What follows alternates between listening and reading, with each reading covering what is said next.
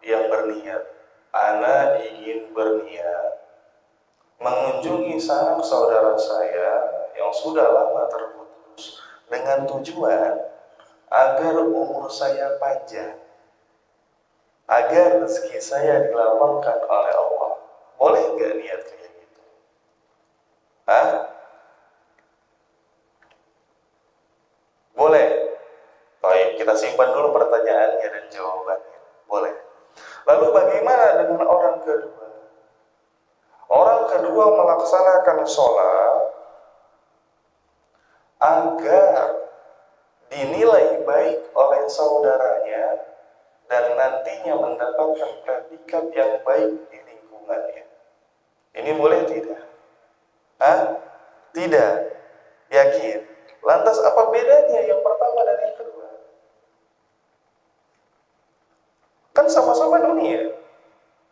Yang satu pengen harta agar Allah melimpahkan hartanya, memanjangkan umurnya, dia silaturahmi. Yang satu lagi, dia ingin sholat agar dipandang baik oleh orang-orang di lingkungan. Hah? Ria, yang pertama. Yang pertama tidak ria. Baik. Contoh lagi. Ada seorang yang berjihad di jalan Allah. Berjihad di jalan Allah perang. Tujuannya, di antara tujuannya, dia ingin mengambil ghanimah. Jadi setelah peperangan, biasanya kalau ada menang, ada harta musuh yang dibagikan kepada para tentara. Dia di antara niatnya dia ingin itu. Bagaimana? Apakah ini diperbolehkan atau tidak? Hah? Apa bedanya dengan yang kedua? Hah? Apa itu jawabannya? Jadi di dalam beramal, syariat itu memiliki dua motivasi. Yang pertama, ada ibadah yang pure, ibadah. Kamu gak boleh berkreasi dalam niatmu, kecuali hanya untuk Allah. Contohnya, sholat. Kemudian ternyata di sana ada ibadah yang syariat memotivasi dengan apa? Dengan perkara-perkara dunia. Contohnya sedekah. Sedekah biar hartanya berlimpah. Contohnya lagi tadi silaturahmi. Contohnya lagi haji dan umroh. Haji dan umroh menghilangkan kemiskinan. Jadi kalau Bapak umroh, salah satu niatnya untuk mengangkat kemiskinan, boleh tidak? Boleh. Contoh lagi tadi, berjihad untuk mendapatkan ghanimah. Boleh tidak? Boleh. Tetapi ingat, ada kaidah. Yang terpenting adalah landasan utamanya untuk Allah. Baru niat tambahannya berada di atas itu. Jadi asasnya itu niat kepada Allah. Maka dalam hadis Sahih Muslim dikatakan orang yang berjihad di jalan Allah, bukan di jalan yang lain ya. Kemudian ia mendapatkan ghanimah. Apa yang terjadi? Ghanimah itu adalah pahala yang disegerakan. Sebanyak 2/3 pahala yang disegerakan. Sepertiganya mana? Sepertiganya Allah simpan di akhirat. Artinya apa? Setiap kebaikan yang kita dapatkan di dunia, karena amalan-amalan yang telah kita lakukan, artinya kebaikan yang disegerakan. Akan tetapi berbeda jika ada orang yang berniat tulus hanya untuk Allah ketika berjihad, kemudian dia tidak mendapatkan ghanimah. Apa yang terjadi? Pahalanya lebih tinggi daripada orang yang mendapatkan ghanimah. Begitu juga orang yang sebelumnya, yang meniatkan silaturahim hanya untuk Allah, Apa yang terjadi? Pahalanya tentu lebih baik daripada orang yang meniatkan silaturahim berdasar atau beriringan dengan niat duniawinya. Taib, kita lanjutkan. Kemudian Rasulullah Shallallahu Alaihi Wasallam setelah menyebutkan sebab akibat, apa yang beliau ucapkan berikutnya? Memberikan contoh konkret yang mudah dimengerti oleh umatnya saat itu, oleh para sahabat. Apa contoh konkretnya? Faman kanat hijratuhu ilallahi wa rasulih, fahijratuhu ilallahi wa rasulih. Maka Rasulullah SAW seakan-akan mengatakan, sebagai contohnya, ya kalau kaidah kan masih ngawang-ngawang kita biasa. Makanya biasanya asatidz memberikan contoh-contoh yang dekat dengan kehidupan kita. Maka Rasulullah SAW juga memberikan contoh. Seorang yang meninggalkan negeri kafir menuju negeri Islam, atau kita sebut dengan berhijrah, dengan niat dan tujuan karena ikhlas kepada Allah dan mengikuti Rasulnya, maka amalannya itu akan diganjar sesuai dengan agungnya niat tersebut. Ya, kalau misalnya niatnya agung karena Allah dan Rasulnya, pahalanya juga agung karena Allah dan Rasulnya, sebagaimana yang telah kita bahas. Tapi kalau misalnya niatnya berbarengan dengan permasalahan duniawinya, kemudian ini diizinkan oleh syariat, maka pahalanya juga setimpal dengan itu. Dan ini sulit, ya, sulit. Beberapa orang, ya, contohnya dalam surat Al-Kahfi, ya, Allah Subhanahu wa Ta'ala berfirman, "Wa kana abuhuma shalihah." Dahulu bapaknya soleh, maka anaknya sekarang keturunannya dijaga. Nah, beberapa orang berdalil dengan hadis ini, dan ini benar. Apa dalilnya? Saya ingin melakukan sholat, saya ingin menjadi orang yang soleh. Alasannya apa? Alasannya agar anak-anak saya diperbaiki akhlaknya, dijaga oleh Allah, dan keturunan saya menjadi keturunan yang lurus. Berarti ada apa? Ada keinginan akhirat sholatnya, dan ada ganjaran yang diharapkan. Boleh tidak? Boleh, silahkan. Tetapi tentu pahalanya tidak sesempurna orang yang hanya beribadah dan menunjukkan ibadahnya hanya kepada Allah tanpa melihat ini dunia. Tetapi ini sulit. Beberapa orang tidak bisa. Maka syariat, ya, selalu mendatangkan opsi-opsi. Ada orang yang tidak bisa dimotivasi dengan akhirat saja. Syariat datangkan motivasi yang disegerakan.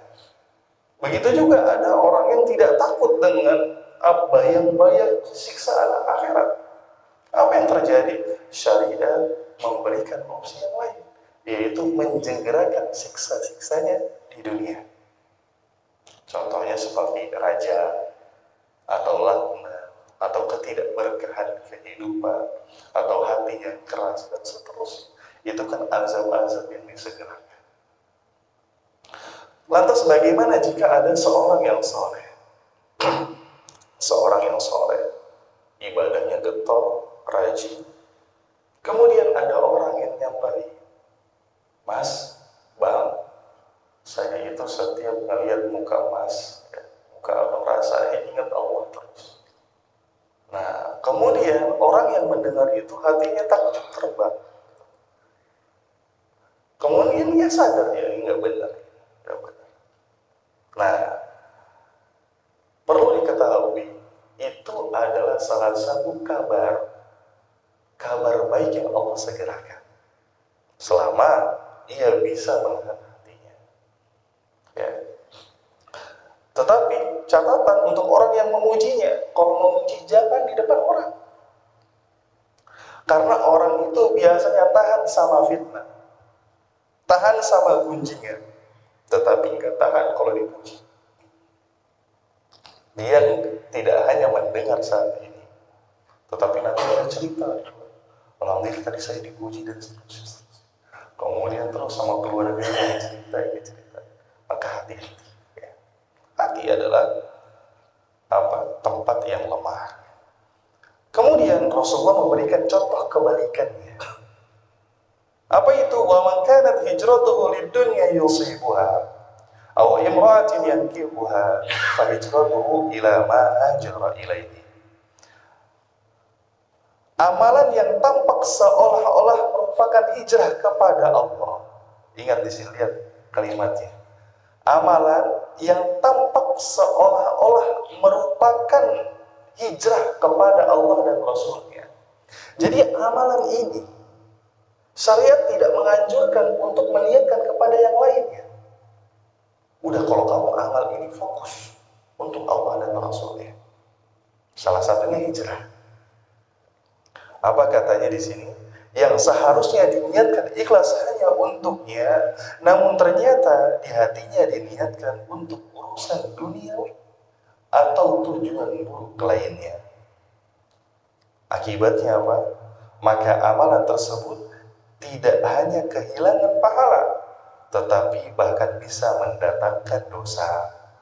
Pertanyaannya, coba kalau kita lihat hadisnya, Anda bacakan lagi. Wa man kanat hijratuhu lidunya yusibuha au imra'atin yankihuha, atau wanita yang ia ingin nikahi. Pertanyaannya, nikah itu ibadah atau bukan?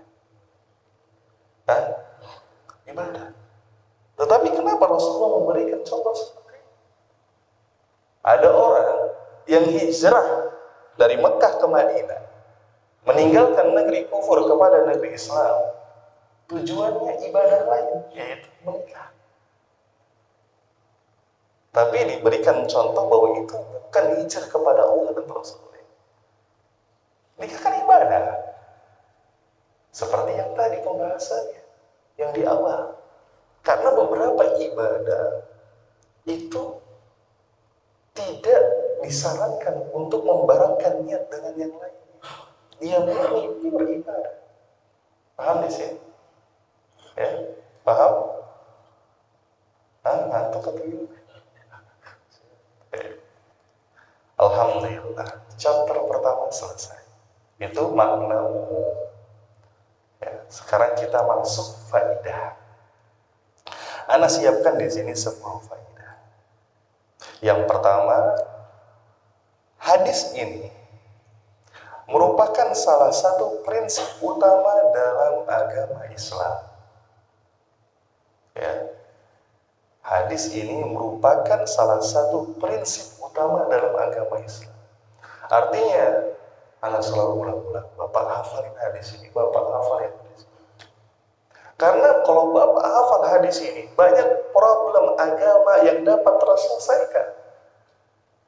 Nanti dibuktikan. Jadi hadis ini sama dengan sepertiga dari prinsip agama. Di sini Ana kutipkan perkataan Imam Ahmad. Ia mengatakan, 3 hadis yang menjadi prinsip utama dalam agama Islam. Yang pertama, hadis Umar. Innamal a'malu binniyat, yang kita pelajari ini adalah sepertiga dari agama. Kemudian yang kedua, hadis Aisyah.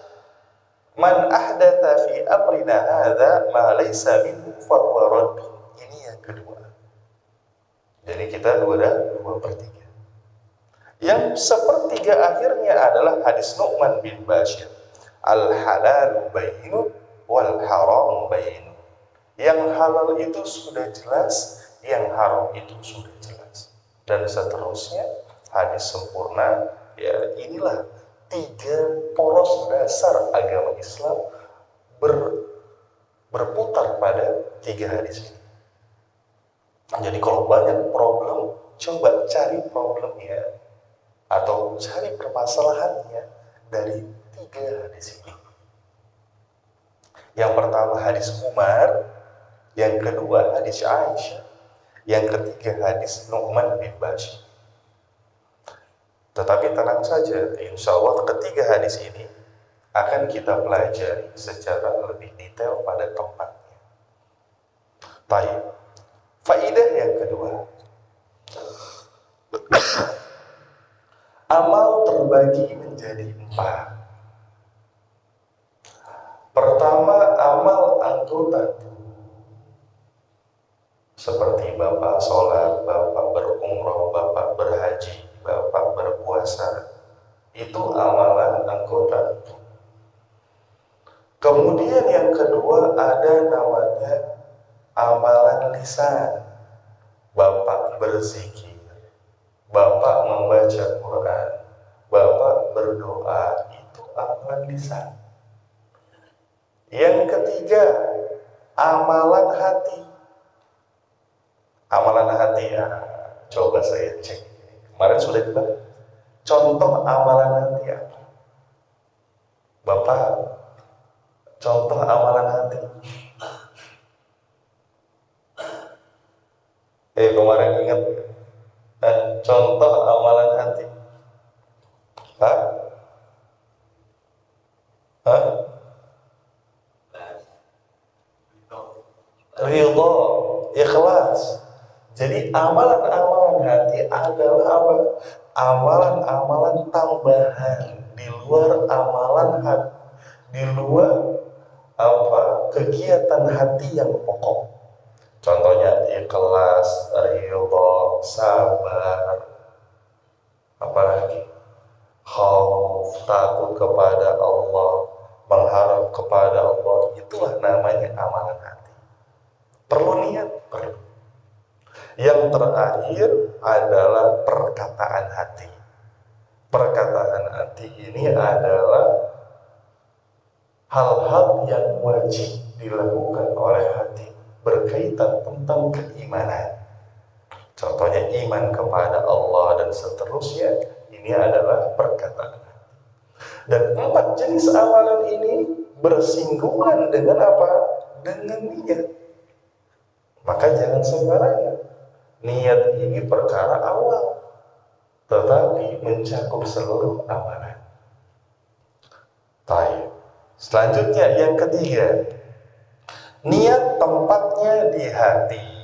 Nah, ini hal sederhana, tetapi masih banyak orang yang salah.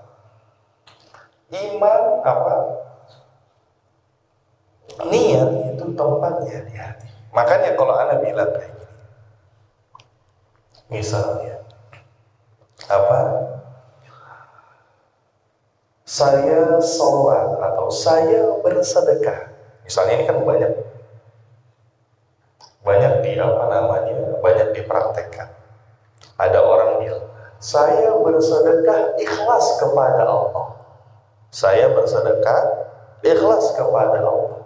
Tetapi di dalam hatinya, saya bersedekah karena ingin menyalonkan apa? Ketua RW misalnya. Kira-kira yang dilihat itu ucapannya atau hatinya? Hah? Coba diulang lagi. Ada orang yang mengatakan, saya hadiahkan ini untuk kamu ikhlas kepada Allah. Ini ucapannya. Sedangkan hatinya berkata, saya berikan ini karena saya ingin mencalonkan sebagai RW. Kira-kira yang dihisab nanti ya, sebagai tolak ukur diterimanya sedekah ini, ucapan lisan saya atau sesuatu yang di dalam hati saya? Hati. Yang di hatinya. Berdasarkan itu, kasus tersebut kita sepakat bahwa ternyata niat itu yang ada di dalam hati, bukan yang terucap di dalam lisan. Maka niat-niat ibadah yang kita lakukan setiap harinya cukup dengan hati. Tetapi pada kondisi-kondisi tertentu, kita dianjurkan untuk melafalkan niat.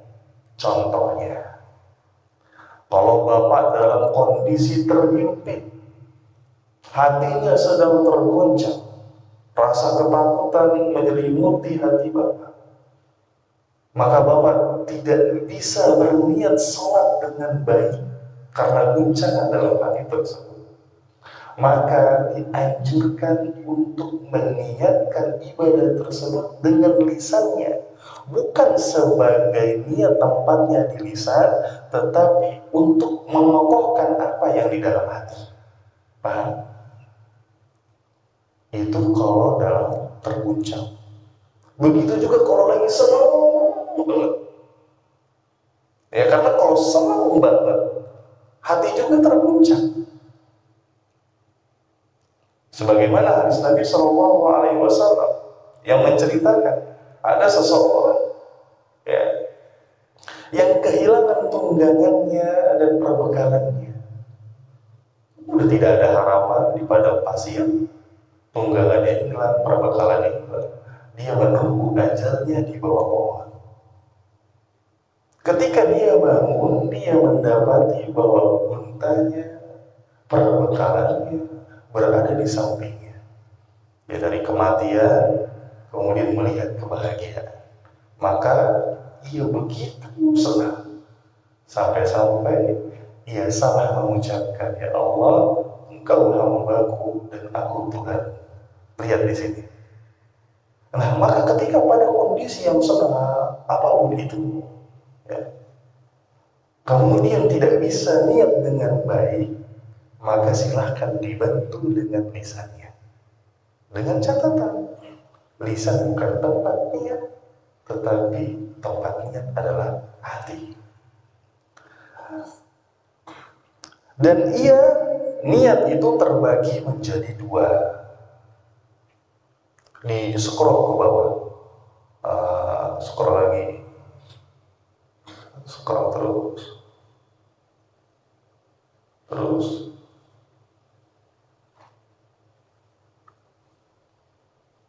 Nah, nomor 3, niat berkaitan dengan tata cara ibadah. Ini yang pertama. Jadi yang pertama itu adalah niat berkaitan dengan tata cara ibadah. Niat jenis ini, perhatikanlah ya, berfungsi untuk membedakan jenis ibadah dengan ibadah yang lain. Contohnya, Bapak ingin puasa atau ingin sholat, dibedakan awalnya dengan niat. Bapak ingin ingin haji dan umroh, bedanya apa? Niat. Maka fungsi niat adalah membedakan ibadah yang satu dengan ibadah yang lain. Kemudian niat juga berfungsi untuk membedakan hal-hal yang fardu dari ibadah dan hal-hal yang sunat dari ibadah. Dan ini berpengaruh. Nanti kita lihat berpengaruhnya bagaimana. Tapi di antaranya, contohnya, Bapak sholat qobliyah subuh sama sholat subuh sama nggak bentuknya? Sama, bacaan sama, qul huwallahu ahad sama. Bedanya apa? Bedanya niat.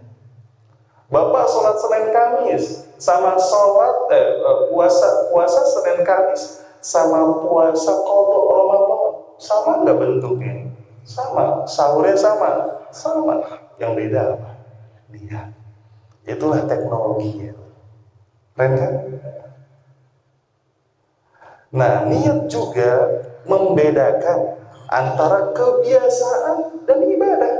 Contohnya, Bapak duduk di sini kan sama-sama duduk ya. Yang satu niat itikaf, yang satu niat dengar kajian. Beda nggak? Beda, kegiatannya sama. Siapa yang tahu? Ya, yang tahu hati Bapak semua. Saya nggak bisa tahu. Itulah fungsi ibadah, fungsi niat. Dan niat jenis pertama ini biasanya diulas di mana? Di kajian-kajian fikih. Kajian-kajian fikih mengulas niat tentang ini. Kalau kamu sholat harus niatnya gini. Saking pentingnya nih Bapak, saking pentingnya kalau Bapak nanti baca buku fikih atau ada kajian tentang fikih di sini. Misalnya, orang berkeyakinan di dalam hatinya ketika ia hendak berwudu bahwa mengusap wajah hukumnya adalah sunnah. Kemudian Bapak berwudu berdasarkan keyakinan dan niat tersebut. Pertanyaannya, wudunya sah atau tidak? Jawabannya, wudunya tidak sah. Padahal si A sama si B wudunya sama persis. Tapi yang satu berkeyakinan yang salah, menganggap membasuh wajah hukumnya sunnah. Jadi pentingnya ini. Begitu juga sholat. Ya, misalnya dia berkeyakinan dalam hatinya bahwa takbiratul ihram itu hukum sunnah. Kemudian itu yang membersamainya dalam sholatnya. Apa yang terjadi? Sholatnya sah tidak sah. Padahal gerakannya satu sama. Tetapi niatlah yang membedakan itu semua. Sekarang niat jenis kedua. Perhatikanlah ya. Niat berkaitan dengan kepada siapa ibadah itu ditujukan. Nah, inilah yang kita sebut dengan ikhlas. Kalau kamu sholat, niat yang benar. Biasanya kata niat yang benar ini merujuk kepada apa? Merujuk kepada keikhlasan kepada Allah. Inilah yang dibicarakan dalam pembahasan akidah. Jadi itu ada dua niat. Baik, sekarang kita masuk yang keempat. Berdasarkan hadis di atas muncullah suatu kaidah, al-ibratu fil 'uqudi bil maqasid wal ma'ani la bil alfadhi wal mabani. Standar dalam akad jual beli adalah hakikatnya, bukan lafalnya. Maksudnya apa? Contoh, Bapak, saya berikan Bapak hadiah air minum. Tapi syaratnya Bapak harus kasih saya uang 10.000. Ucapan ini ucapan memberi. Tetapi lihat prakteknya, ini praktek apa? Jual beli. Yang dilihat ucapannya atau hakikatnya. Hakikatnya. Kita sedang bertransaksi jual beli, hakikatnya itulah yang dilihat. Dan ini tampak dalam hatinya, tidak dalam ucapannya. Contoh lagi, ada seorang bapak melihat ada pemuda yang soleh. Ya. Kemudian sang bapak ini kan punya anak perempuan. Kemudian bilang, kalau anak laki-laki apa biasanya? Mas, saya berikan anak saya wanita nomor 1 ke emas dengan mahar yang emas tentukan. Kemudian si emasnya bilang, ya sudah, saya terima anak bapak dengan misalnya dengan sekian jumlah uang. Ini kan kalau kita lihat secara lafal, apa ini? Lafal memberikan. Padahal yang terjadi adalah akad nikah. Ini ada banyak orang kan itu. Nah, itu dia. Jadi kaidah ini mendasari itu. Al-ibratu fil uqudi bil maqasid wal ma'ani la bi alfadhi wal mabani. Maka nanti terlihat ini kaidah ini dipraktekkan pada fikih muamalah. Di antara salah satu contoh muamalahnya adalah apa? Contoh misalnya, seorang yang rujuk kepada istrinya. Rujuk kan cerai, kemudian dirujuk kembali. Tapi niat rujuknya, niat apa? Niatnya saya ingin mengekang istri saya biar gak kemana-mana. Nah, maka rujuknya ini berdasarkan niat itu batal. Karena rujuk niatnya harus apa? Harus kebaikan. Kalau niatnya dibatalkan, itu rujuk. Begitu juga wasiat. Kalau dilihat-lihat hartanya ternyata, kalau diniat-niat misalnya hartanya akan disalurkan kepada anaknya. Anaknya selama hidupnya kurang ajar, nggak pernah berbakti, ngeyel, ngabisin harta orang tua dan seterusnya. Ya udah, orang tuanya berinisiatif, ya, atau bukan contoh itu ada contoh kebaikan. Ada contoh, pengen contoh yang buruk. Contohnya ada seorang laki-laki punya istri dua. Istri keduanya baru dia nikahi, tetapi dia tahu bahwa dirinya akan meninggal sebentar lagi.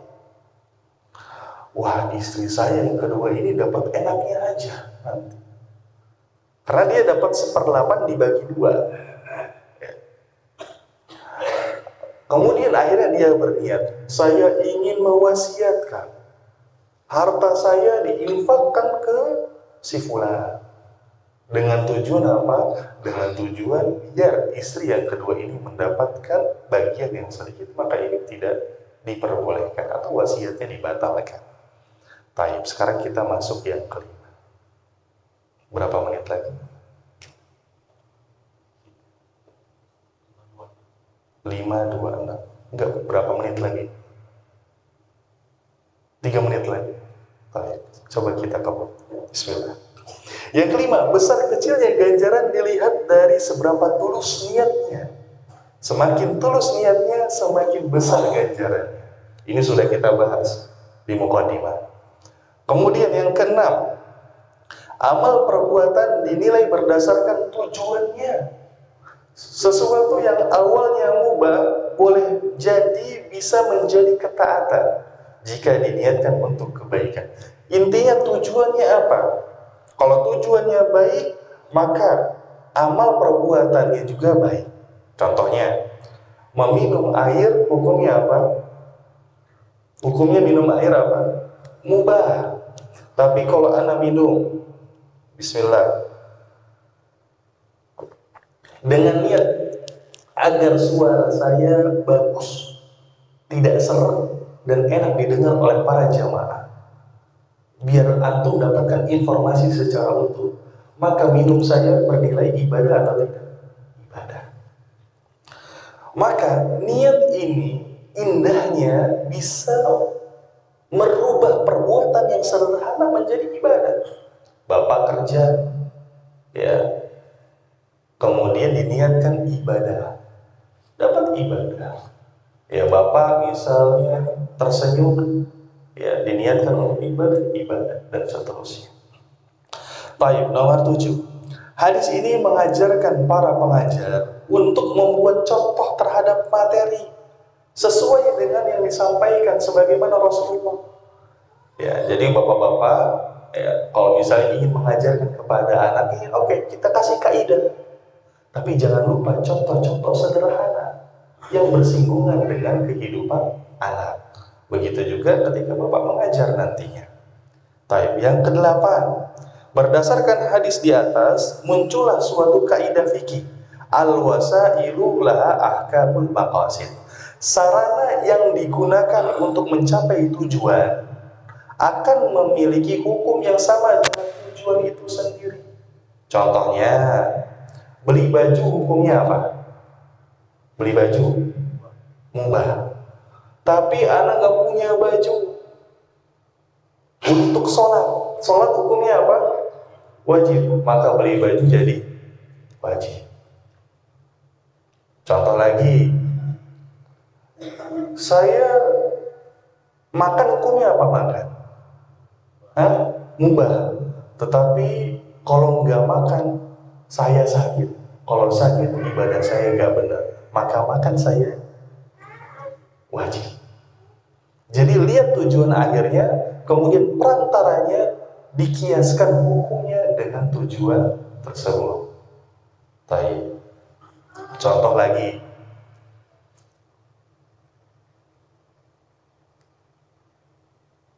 misalnya ini antum, contoh ini bakal antum temukan di kitab-kitab fikih. Menimba air hukumnya apa?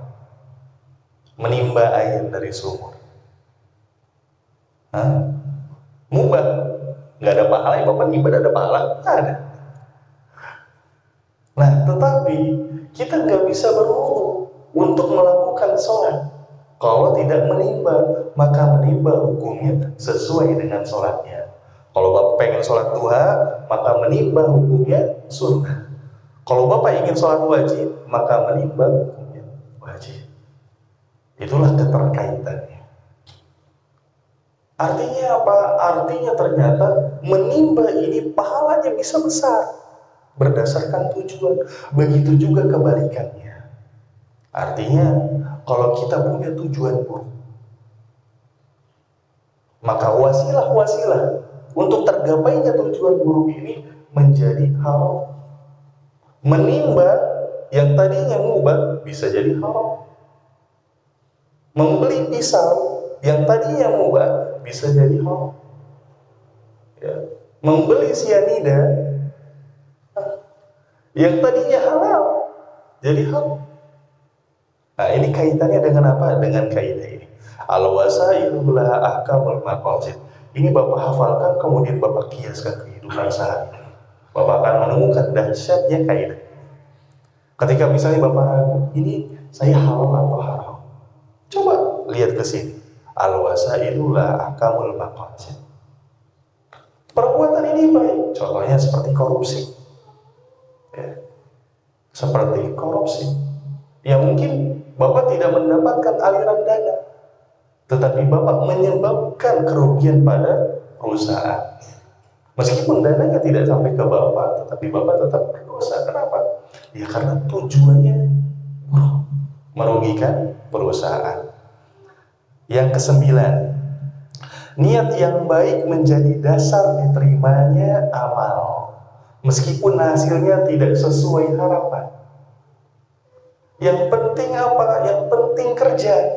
Hasilnya urusan Allah. Makanya Umar bin Khattab mengatakan, saya tidak peduli Allah mengabulkan doa-doaku atau tidak, karena itu bukan tugasnya. Tugasnya hamba apa? Berdoa. Maka Umar melanjutkan, yang lebih aku pedulikan adalah hidayah Allah untuk menyentuhku agar aku senantiasa berdoa kepada. Berdoa itu amalan yang luar biasa. Enggak semua bisa, enggak semua. Ada orang yang berdoa ragu-ragu, ada banyak. Ada orang yang berdoa hitung-hitungan, banyak. Ustaz, saya mah nggak mungkin. Pekerjaan saya ini, pendidikan saya ini, umur saya ini. Kalau doa kayak gitu nggak mungkin. Nah itu dia udah salah. Kalau mau doa, doa yang bikin hati bergetar. Kalau Bapak berdoa dengan hal yang mungkin terjadi, ya lakuin seperti biasa. Rasanya tidak perlu berdoa. Tetapi berdoalah pada cita-cita yang tinggi, yang tidak mungkin untuk digapai pada saat ini. Coba banyak doa, contohnya Nabi Ibrahim. Nabi Ibrahim itu punya anak. Usia berapa? 80 tahun. Doanya pasti dari muda kan? Tetapi Allah kabulkan di umur keberapa? 80 tahun. Kan lebih mudah mengabulkan di umur muda. Coba anak keduanya di umur 120 tahun dengan istri yang mandul dan Ibrahim yang sudah tua. Kan lebih mudah Allah kabulkan di umur mudanya. Tapi Allah kabulkan di mana? Di ujungnya. Kenapa? Kalau itu dikabulkan, maka keimanan seorang hamba makin meningkat. Maka kalau doa berbiasa-biasa aja, ketika dikabulkan ya biasa-biasa aja. Kenapa? Ya sudah terukur secara matematika manusia. Nah, maka kalau doa sekalian dahsyat. Karena di sana diuji keimanan kita bahwa Allah Subhanahu wa taala Maha mengabulkan doa, Maha mendengar, Maha mampu. Ya. Baik. Di antara dalilnya yang nomor 9 itu di sini Anda cantumkan, wa man yakhruju min baitihi, Ini surat An-Nisa ayat 100. Barang siapa yang keluar dari rumahnya muhajiran ilallahi wa rasulih, dengan tujuan berhijrah kepada Allah dan Rasulnya, akan tetapi hijrahnya tidak semulus yang ia inginkan. Apa katanya? Thumma yudrikhul mautu faqad waqa'a ajruhu 'ala Allah. Akan tetapi di pertengahan hijrahnya ia wafat. Ia dipanggil oleh Allah, ditakdirkan mati. Artinya dia berniat hijrah, sudah melakukannya, tetapi hijrahnya tidak sempurna. Tapi apa kata Allah? Faqad waqa'a ajruhu 'ala Allah. Kalau Bapak ketemu kata faqad, ada kata faqad di situ. Di dalam Al-Qur'an kalau Bapak ketemu kata faqad artinya penegasan. Jadi Allah menegaskan bahwa sungguh pahalanya telah tercatat secara sempurna. Jadi Bapak nggak peduli tentang ini cita-cita tertuju atau tidak. Jangan, udah lakukan. Niat yang baik lakukan. Niat yang baik lakukan. Ya Allah, saya pengen hafal Al-Quran di usia senja saya. Hitung-hitungan manusia nggak mungkin. Niat dulu. Niat yang penting. Hafal nggak hafal urusan belakangan. Allah cabut sebelum kita hafal. Apa yang terjadi? Faqad waqa'a ajruhu 'ala Allah. Pahalanya sudah terhitung sempurna, seakan-akan hijrahnya sudah tercapai. Itu yang 9. Sekarang 10 terakhir. Sebelum kita selesaikan kajian ini, yang terakhir adalah niat yang baik akan mendatangkan kemudahan. Udah, pokoknya jadi orang jangan neko-neko. Niat udah baik aja, udah, nggak usah yang macam-macam. Kata Allah Subhanahu, kata Rasulullah Sallallahu Alaihi Wasallam, man akhadha amwalan nas yuridu ada'aha addallahu anhu. Barang siapa yang meminjam uang orang kemudian meniatkan untuk mengembalikan, niat mengembalikan, maka Allah akan bantu pengembaliannya. Wa man akhadha yuridu itlafaha atlafahu Allah.